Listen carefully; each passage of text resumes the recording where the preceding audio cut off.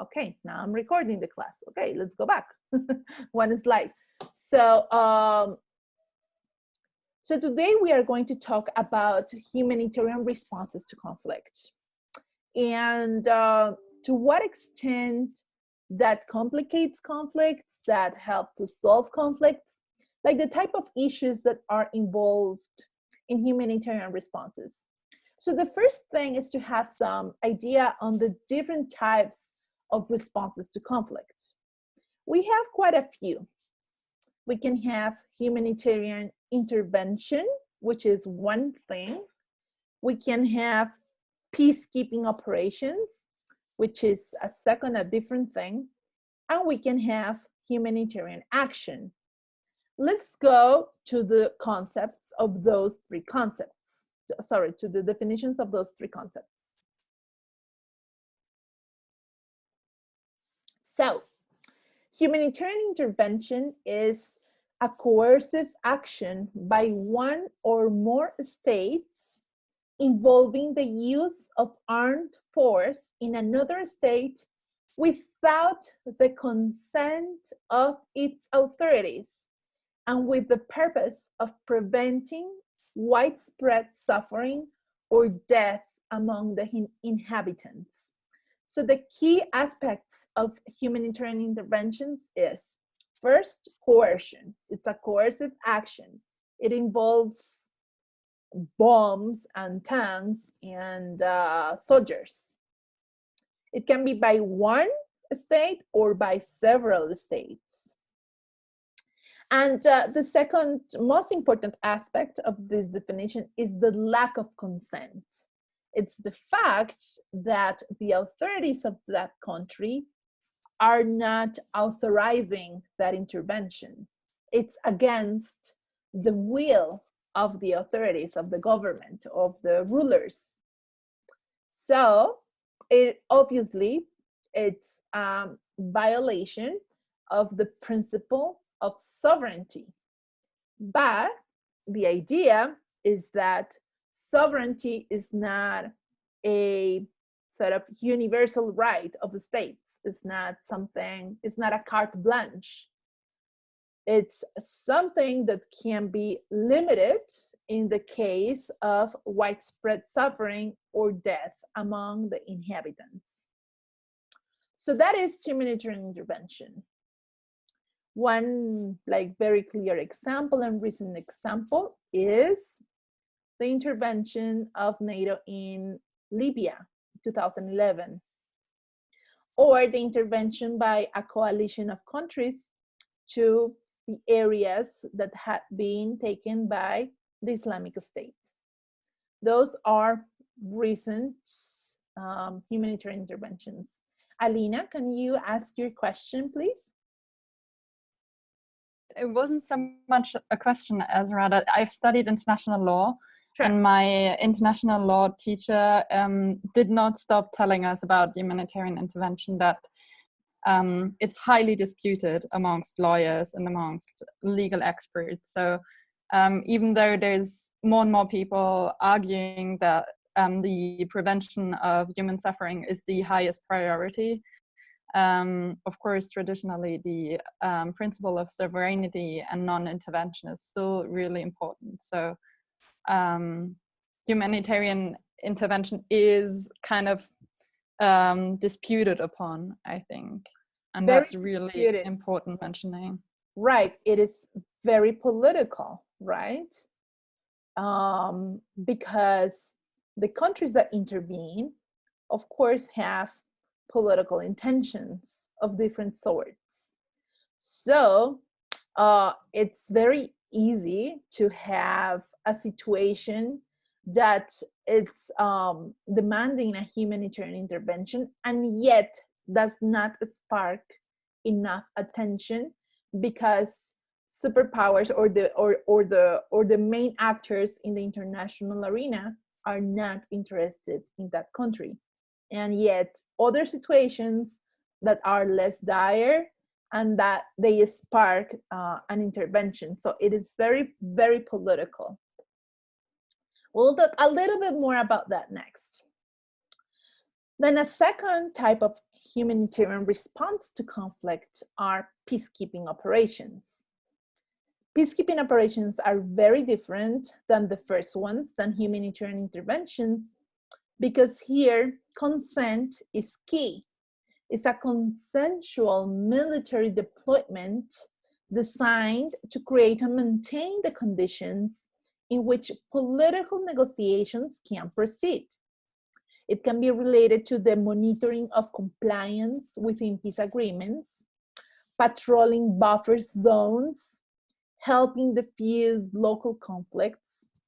The mandates can be very different, but they refer to a political process that has the purpose of finishing a conflict, and there is consent by the receiving state. Now, the third response to conflict, humanitarian response to conflict, is humanitarian action. Here, we don't have any military capacity involved. It is just the deployment of material and logistical assistance with the purpose of saving lives, alleviating suffering, and maintaining human dignity during and in the aftermath of a man-made crisis or a natural disaster. Here we are talking about wars, famines, earthquakes, pandemias. So humanitarian action, it's providing things with the purpose of saving lives. It has not military capacities involved. So now that we have like covered, in very big strokes, this is very general. And if you're interested in this type of aspects, I invite you to take an international law class or a class that is just focused on humanitarian responses to conflict. There are a few of those in Coursera and these online platforms that are very, very good. So we have like these three different responses to conflict. Some aspects overlap, some aspects belong to more of one of these three possible responses. Other aspects are just particular of one of these responses. So right now, I would like you guys to, we are going to do the following. You are going to go to eAulas. So it's not a quiz, okay? So it's not going to give you a grade, but it is just to have some like clarity on the differences between these three humanitarian responses to conflict. So in eAulas, under week 14 and 15, there is one questionnaire that says types of humanitarian responses to conflict. So I would like you guys to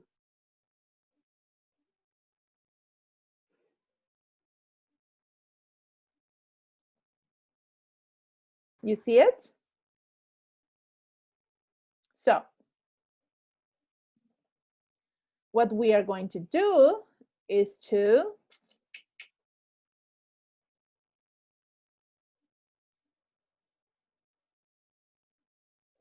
we are going to do this collectively. I will open the breakout rooms. You will talk with your peers and you will solve this collectively. So it's a drag and drop exercise in which you will drag those different like concepts or different aspects, different characteristics, and you can drop them in any of the area of the chart, overlapping two of those things or three of those things, or in one of the circles. Any questions?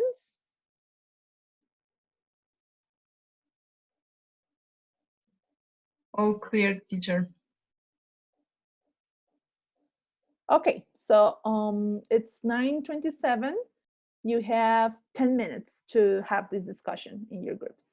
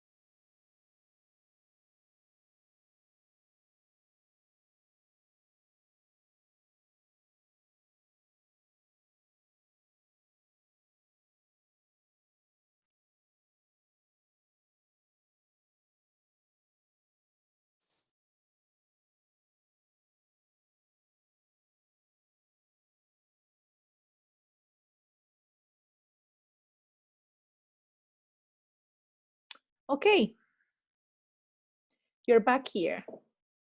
Good. So I see that many of you submitted a response. So let's try to do this together, and maybe you can tell me what was your logic behind your responses, okay? So let's get it started. Where did you put military deployment? You can use the chat.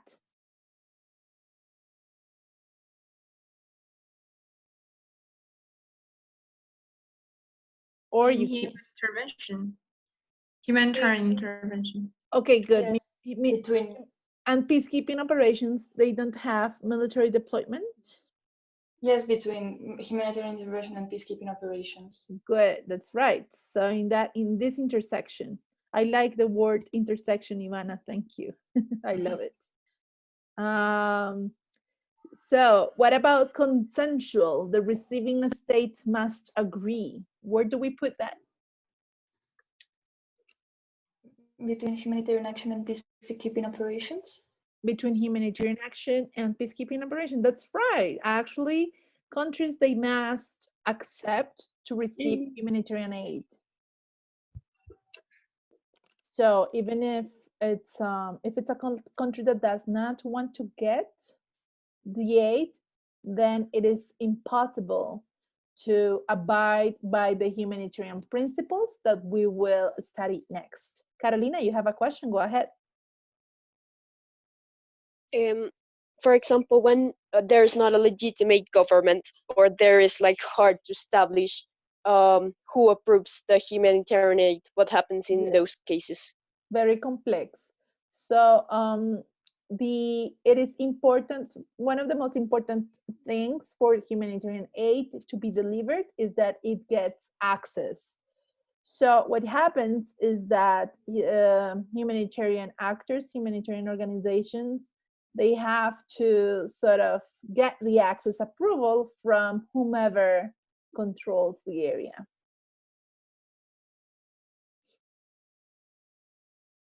Okay, thanks. Okay, good. What about Valentina? You have a question. Go ahead.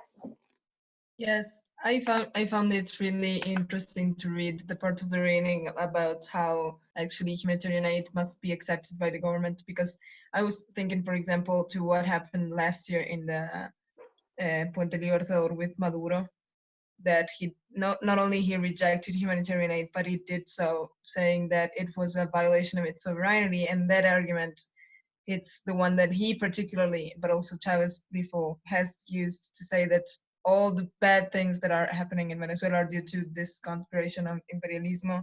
And so that in some sort of sense of, although no one believes that, not even in Venezuela according to like surveys, but it could also be like a facilitation of the dictators or the regime's arguments that they are the right ones. So humanitarian aid may be very complicated, like you said. It can be very complicated. So the fact is that states are supposed to be responsible for the needs of the population.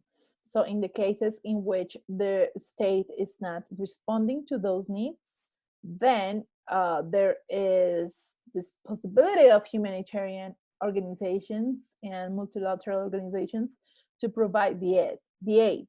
Yet, it is part of the protocols and part of the international law demands the acceptance of that aid. Otherwise, it is a violation of sovereignty. So it is very muddy. And because if it is an aid that is not well received or is not well accepted by the receiving state, then the principle of neutrality of the aid is in compromise. And we will next take a look to the humanitarian principles, and we will discuss why they are important. So these concepts, they lead to all sorts of ethical, moral dilemmas that are very hard to solve based on the existence of not very clear legal frameworks, and also, well, a lot of political motivations. What about protection of civilians as the main goal? That belongs to what? All of them, no?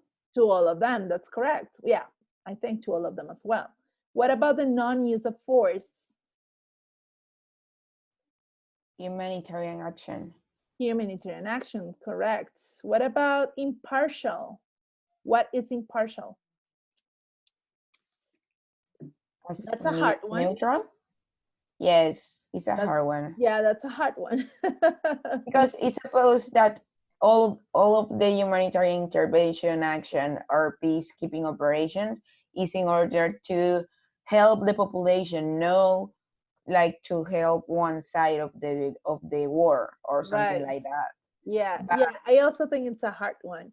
Well, obviously humanitarian intervention is not impartial, right? Because yes, it's not impartial because it has political aims. So yes, it has, I think that it's between humanitarian action and peacekeeping operation. But what about peacekeeping operations? Alina, what do you think, since you have studied this?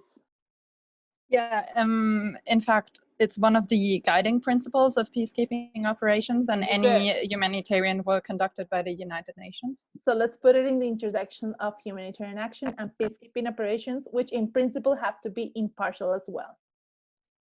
What about the non-use of force except in self-defense and defense of the mandate? Where do we put that? Peacekeeping operations. In peacekeeping operations, that's right. Politically motivated. Humanitarian intervention. Okay, other thoughts? Well, actually, I put that one between humanitarian intervention and peacekeeping because the Security Council is still a political motivated organ. So the veto powers can the ability to say if they want a peacekeeping mission or not, and it is also influenced by the political beliefs. Okay, and what about humanitarian action that is not politically motivated? I think I will say that all are political motivated. So you will maybe put them for in the intersection of the three of them. Other thoughts? Other thoughts about whether humanitarian action is politically motivated? Alina, go ahead. Per definition, it's not. I mean, humanitarian action is led by the principle that every human has a dignity, and therefore it is unpolitical. I mean, of course, the consequences are always political, and that's been one of the biggest parts of the readings we've done recently. But I think in terms of their own theory and self-perception, it's not political. Good. That's a great way to summarize it. Yeah, the question is in principle or in consequence. So in principle, humanitarian action should not be politically motivated. Yet it has a lot of political implications. So I think that we are free to put it in whatever of the two possibilities, in the intersection of all three, or just in the intersection of humanitarian intervention and peacekeeping operations. But I mean, it would be the same teacher with impartial, right? Because yes, in principle, right? In principle, right? In principle, sovereignty is respected. Humanitarian action and peacekeeping operation, because they have to accept it. Excellent. So now we have covered the main aspects of these three humanitarian responses to conflict. Very good. So there are way too many challenges to these three humanitarian responses, but I'm just going to raise attention to three of them. So the first one regards humanitarian intervention. One of the biggest discussions is if the principle of saving civilian lives prevail or should prevail over the principle of sovereignty and non-intervention. This is very, very contested because the argument of saving civilian lives can serve to way too many political purposes. to changing regimes, of rulers that are not in the affection of political leaders in other countries, changing aspects of the economy, etc. So the principle of saving civilians' lives, which is kind of a overarching morally and ethically high principle, can actually be used to serving other purposes. A second challenge regards the provision of aid, of humanitarian aid. Should agencies provide relief and basic services to population for a long period of time if the state does not? And it is a big challenge because the provision of aid can actually prevent or become an obstacle to the formation of the state, to the creation of the state, and the provision of state services. So it might be a good short-term response, but it might have implications in the long term.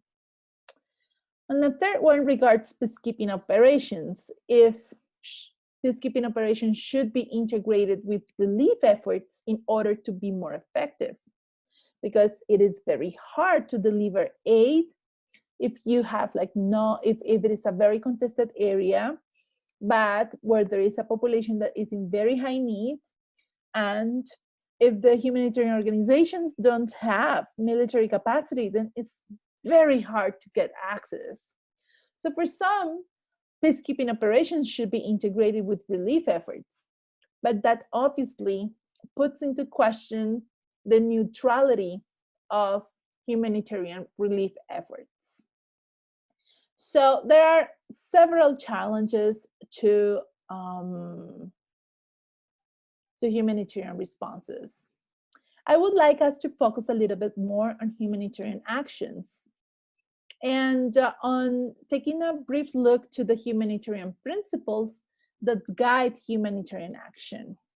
So there are 4 main humanitarian principles: humanity, neutrality, impartiality, and operational independence. And the logic is that all humanitarian action should be guided by these principles. So the principle of humanity refers to the main purpose of delivering aid, that human suffering must be addressed wherever it is found. The purpose of humanitarian action is to protect life and health and ensure the respect for human beings. So this is the most overarching principle, the principle of humanity. We have the second principle, which is neutrality. And I want you guys to pay very close attention to this because the terms are similar, but they refer to very different things. So neutrality refers to the fact that humanitarian actors must not take sides in hostilities or engage in controversies of a political, racial, religious, or ideological nature. Humanitarian actors must not take sides. They must be neutral from all sides. Sorry, have we to be watching the slides? Yeah. But we are are not watching this no, we are watching e-aulas. Oh, okay, thanks for noticing that.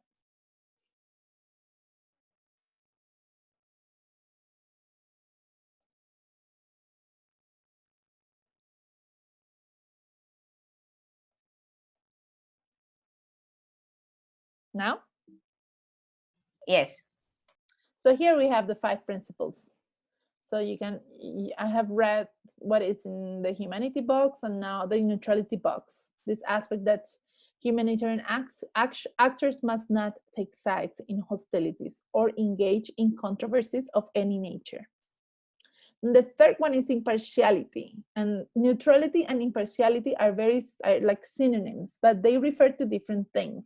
One, neutrality is that they don't take sides, and impartiality refers to the fact that humanitarian actions must be carried out on the basis of need alone, nothing else, giving priority to the most urgent cases of distress and making no distinctions on the basis of nationality, race, gender, religious belief, class, or political opinions.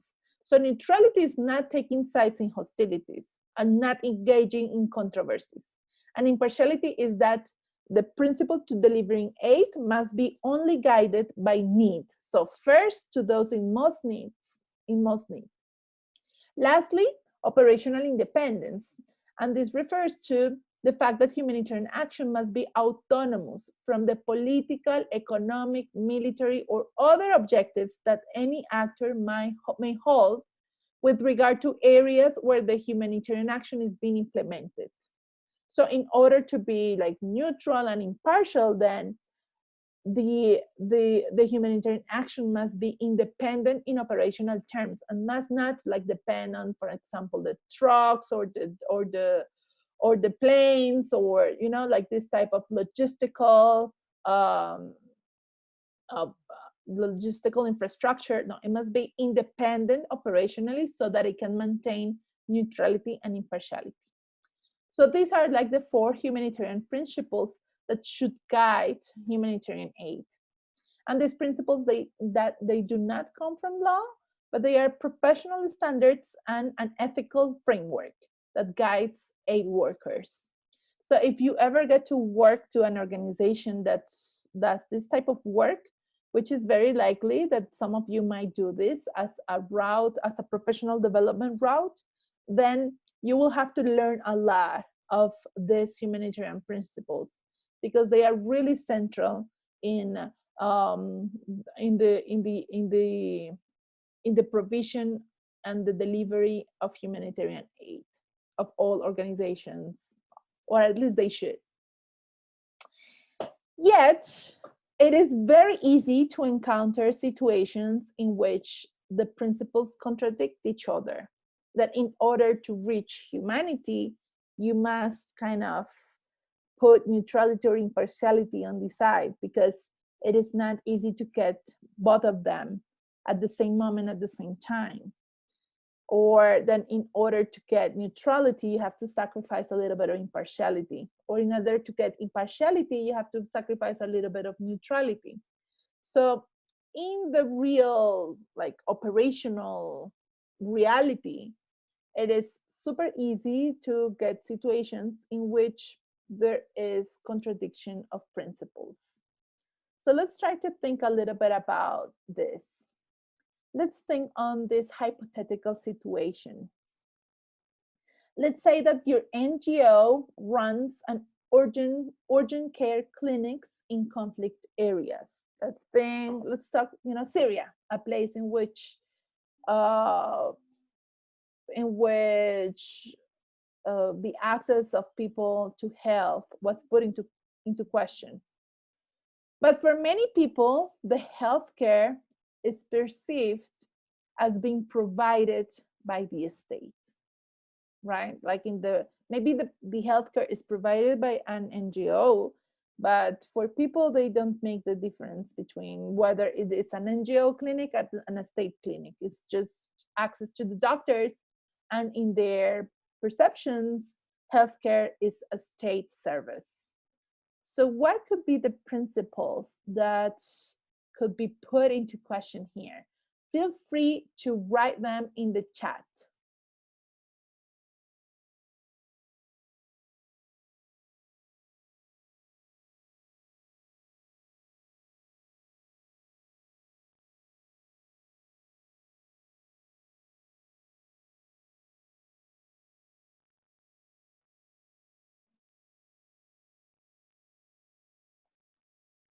So you're saying, you're putting one principle, but we are talking about contradiction between principles. So which are the 2 principles that come in contradiction here?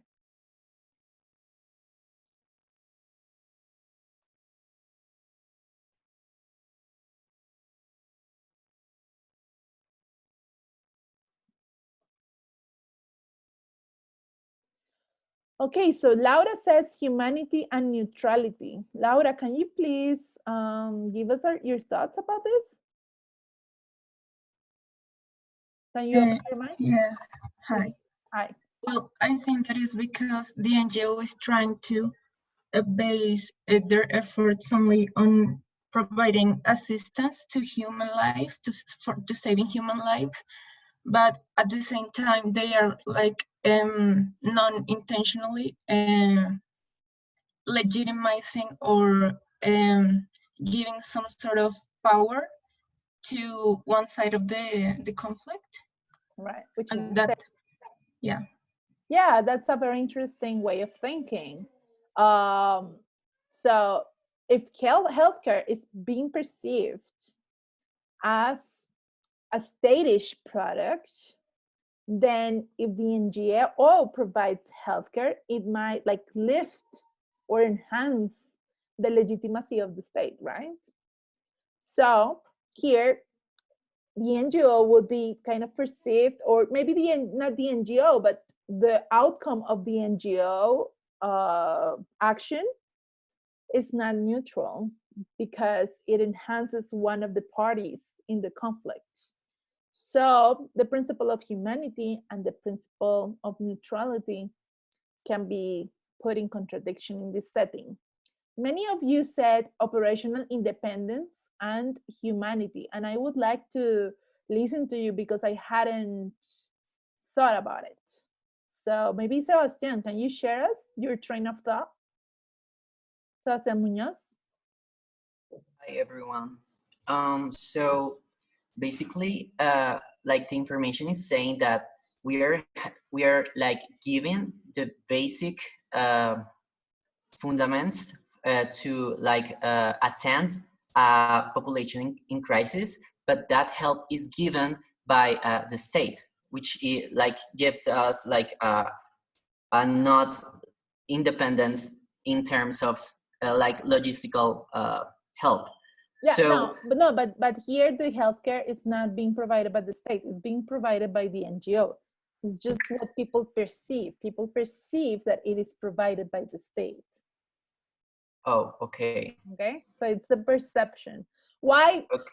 So it happens a lot in Colombia. Imagine there is a place, you know, in Chocó where we have Doctors Without Borders. And people, they think that Doctors Without Borders is just an EPS, right? It's just part of the system.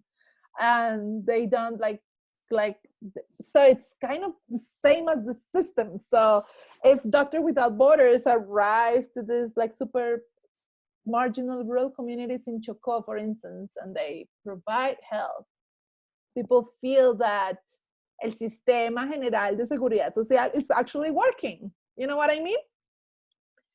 And Doctors Without Borders has nothing to do with the Sistema General de Seguridad Social, has nothing to do with them. It's operational independent, but people perceive them as just being part of the system. So this is like, this could also apply in this case. Okay, let's take a look to the second possible situation here. In Afghanistan, this is a real thing. In Afghanistan, after the state closed its schools in some areas because of the conflict or because the Taliban arrived, your NGO raised money to run some schools for children in the most affected areas, right? Like provision of education. However, the education of girls is one of the issues at conflict. The jihadist movement is strongly against it. So, what are the principles that come in contradiction in this scenario? I would like you guys to write it down in the chat. Go ahead.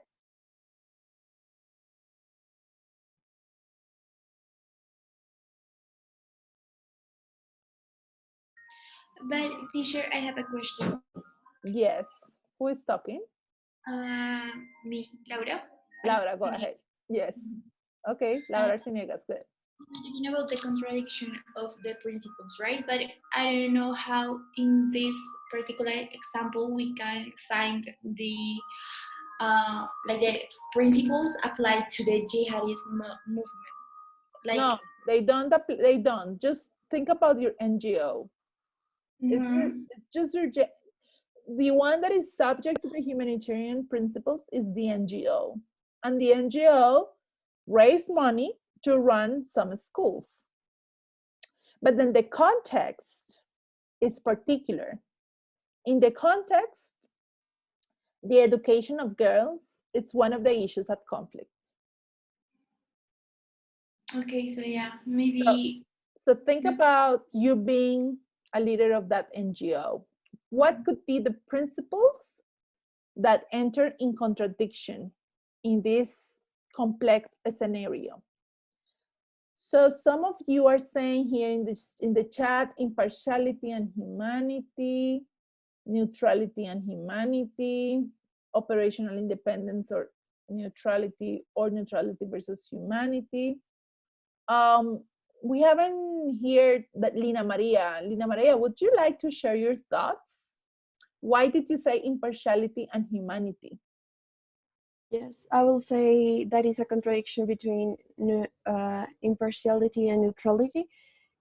I mean, yeah, because humanity means that you are going to help others because they are humans, they have dignity as equals. But if the education provision is basic on gender, it's a very difficult situation because it's not carried out on the basis of need alone, is biased by the gender. But the NGO is going to keep going with the provision of education because it's better to help at least the boys. Okay. So you say that in this case, let's say your NGO takes the decision of keeping girls out of it, out of the school. Yes.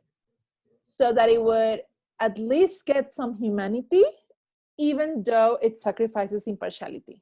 Yes? Yeah, exactly. It sacrifices impartiality. And don't you think that it sacrifices neutrality as well? Yes, because it's already taking the side of the jihadists, and also it's kind of taking like the, I don't know how to say, like the ideology of them in order to intervene in the areas. In order to at least do something. Yes. So, and if the solution of the NGO is the contrary, if the solution of the NGO is running the school for both girls and boys, then what could be the contradiction in principles here? If they accept the girls in the schools, then they would be taking sides. How? On the civilians, I guess, but it will complicate the possibility of intervention. It might actually complicate the access. It might actually kind of hijack the possibility of arriving there in the first place. So yeah, that's right. Like if you take one route, you would be like taking sides with the position of the jihadists, and you would be compromising impartiality, and you will be compromising humanity. And if you take the other side, you might not even be able to get access to the area, so you would be sacrificing impartiality as well, and humanity and neutrality. So there is no easy way out here. So what should the NGO do? Like, what of these principles should be sacrificed?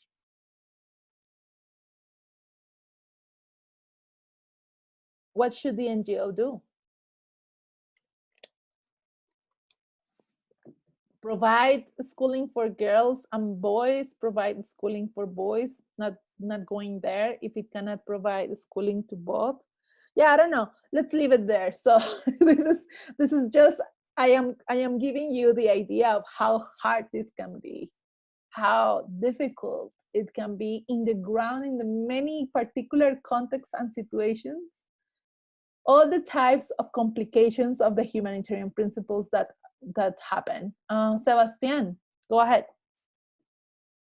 Teacher, sorry for Professor, sorry for my bad concentration. Did you already said which were the principles that clashed on the first example and on this example? In the first example, yes, in the first example, Laura Leonor, was saying that the principle of humanity and neutrality. Why? Because providing care, healthcare, is perceived as not neutral, is perceived as a state service. So it can enhance the position of the state. It can give legitimacy to the state. Even if that is not the intention, it can have that consequence. So the NGO might be perceived as not being neutral, but as working with the state. So it would be the principle of humanity versus neutrality. And in this case, all the things that you have mentioned, are possibilities, like the combination of principles that are in conflict here. Now let's have this third situation. You are a top official of a UN relief agency in a country at war. And you read about this, right? You did these readings. You want to provide food aid to a community that is at risk of starvation, However, to gain access to that community, the rebel group or the government that controls the area asks you to first give food aid to a neighboring community of people. That community is not in great need and actually supports the rebel group or the government. So you are a top official of a UN relief agency in a country at war. You want to provide food aid to a community that is at risk of starvation. However, to gain access to that community, the rebel group asks you to first give food aid to a neighboring community of people. That community is not in great need and supports the rebel group. So what are the principles that are in contradiction here? Write in the chat. Go to the chat and discuss. Angela says neutrality and humanity. What else? Alina, humanity and neutrality. Humanity and impartiality, Daniela. Humanity and operational independence. Impartiality, neutrality, humanity, all of them. All of them. Better not to do anything in this situation. It's just such a contradiction of principles. But I want to raise the attention to the fact that this is the everyday life of people working in humanitarian organizations. This is the everyday life. Situations like this all the time. So I would like to listen Daniela, who said humanity and impartiality. What were your thoughts here? Daniela. Well, because the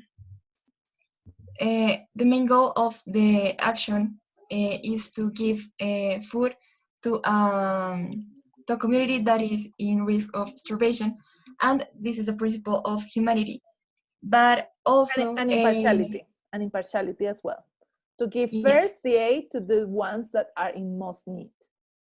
Yes, but giving also the food to a community that is in favor of the rebel group also breaks the principle of impartiality. So it's a contradiction because the UN wants to give food but also needs to be impartial. So it's like a contradiction between both principles. Okay, good. That was excellent. Luisa, go ahead. Oh, yes, I was just going to say that maybe it's a contradiction not of two principles, but three. And in this, we must include neutrality, because when let's say the UN relief agency would give food to people that support the rebel group, in this case, it is going to be seen as it is supporting the rebel group itself. Right. So I would say that it is a contradiction of the two principles, impartiality and humanity, plus neutrality.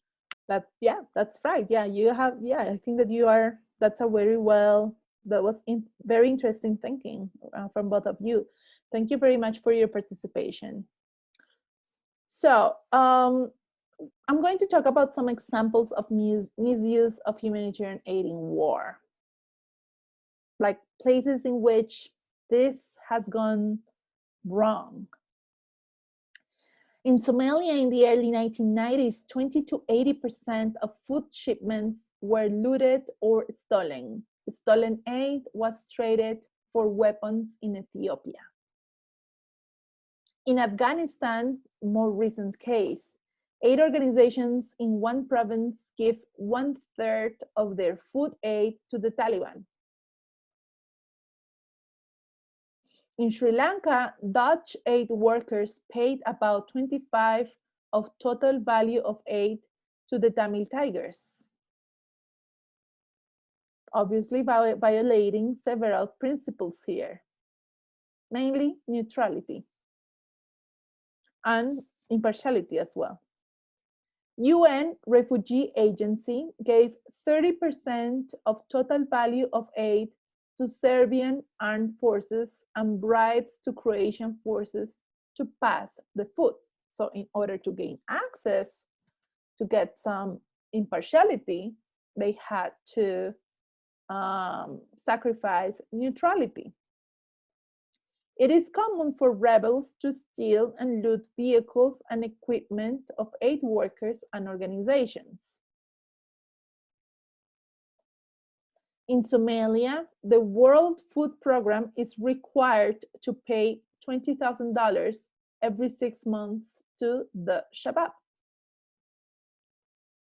So here we have like different examples from different places in the world in which these principles came in contradiction, and the humanitarian agency took a side, right? Like sacrificed one of the principles to get the other one. Yet one of the main questions that arises from this, and it goes back to the reading we did a couple of weeks ago on Ludwig's reading, is what are the long-term consequences of sacrificing a principle, the neutrality principle, for instance, or the impartiality principles. If bribing or giving money or giving a payment to one of the warring parties in order to get access to the population that is in most need, then will strengthen that group, will lengthen the war, will lead to more deaths, and it will actually make harder in the future to reach the victims that you were supposed to help in the first place.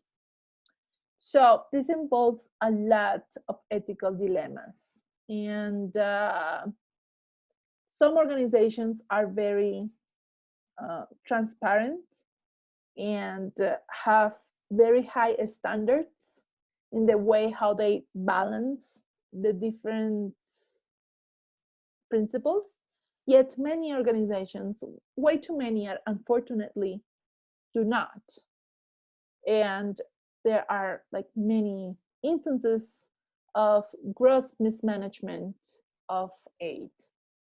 So some of the aspects that emerge in conflicts, and especially with the fact that there are like way too many NGOs and organizations that are involved in the aid effort.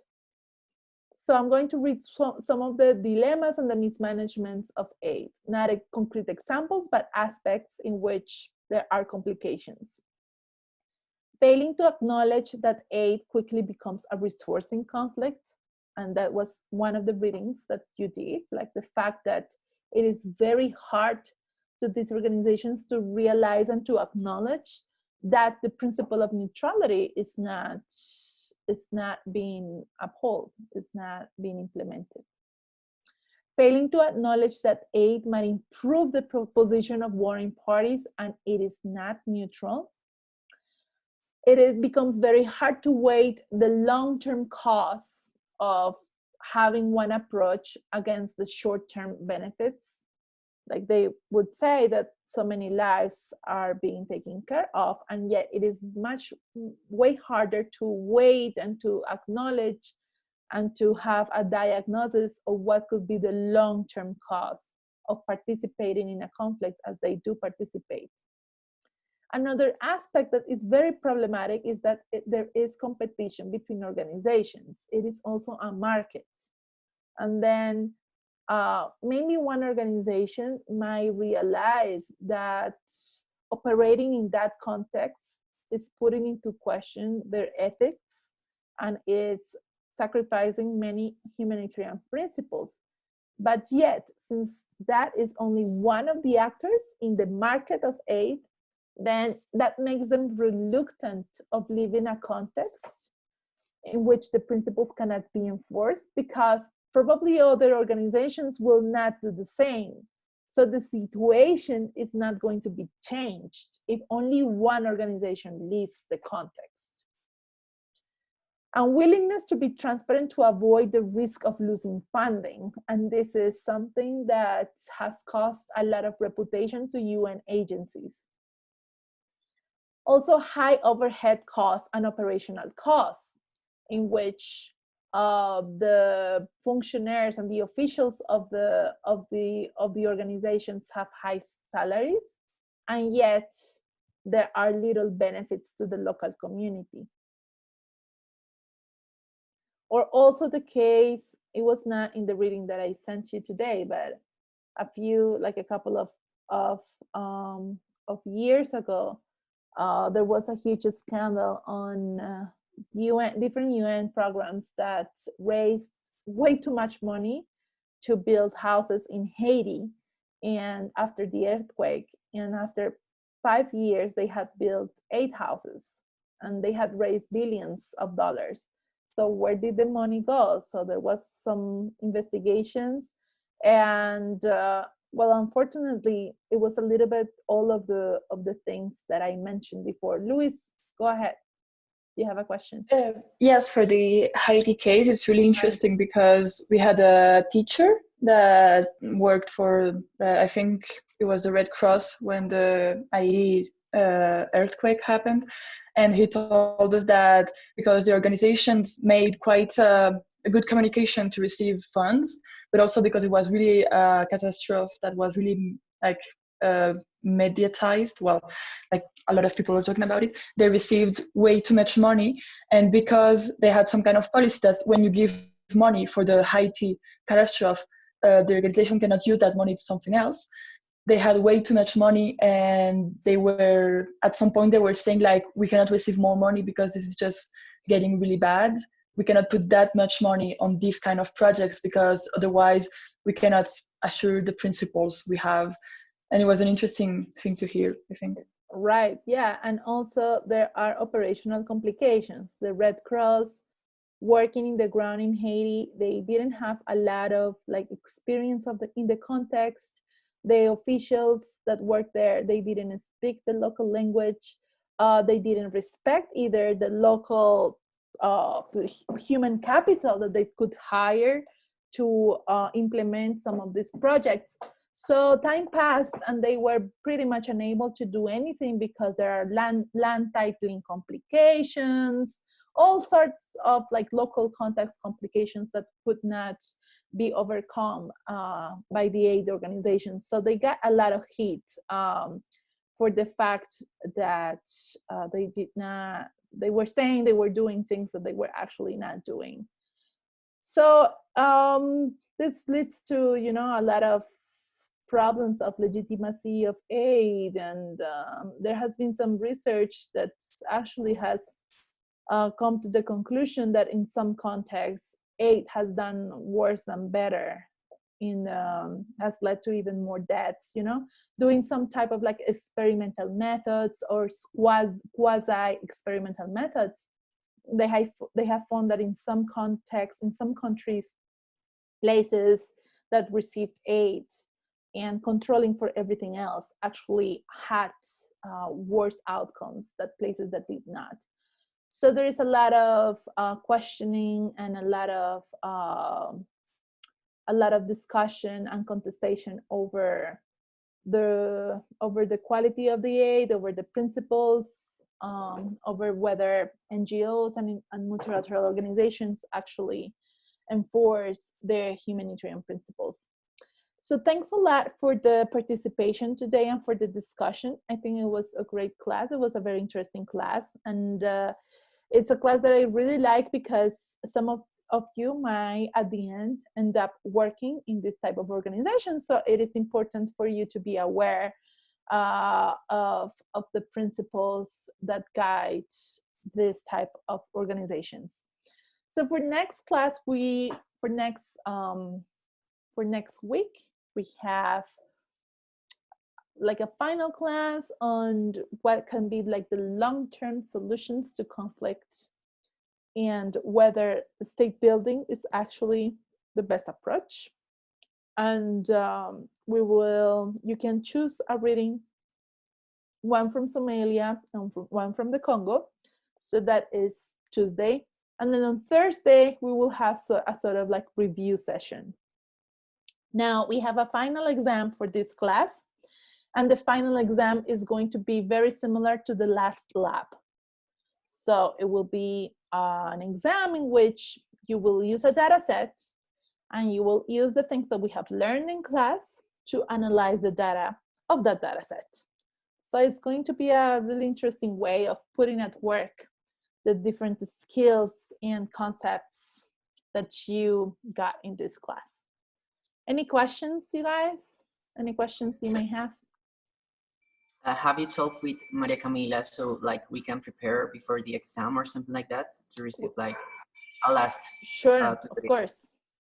I will do a review session. So next Thursday, in 1 week, I will do a review session, like what did we learn in this class session, and you can also have tutoring, a monitoría with Maria Camila, especially for things related to the technical aspects of the lab for doing the tables and that type of thing.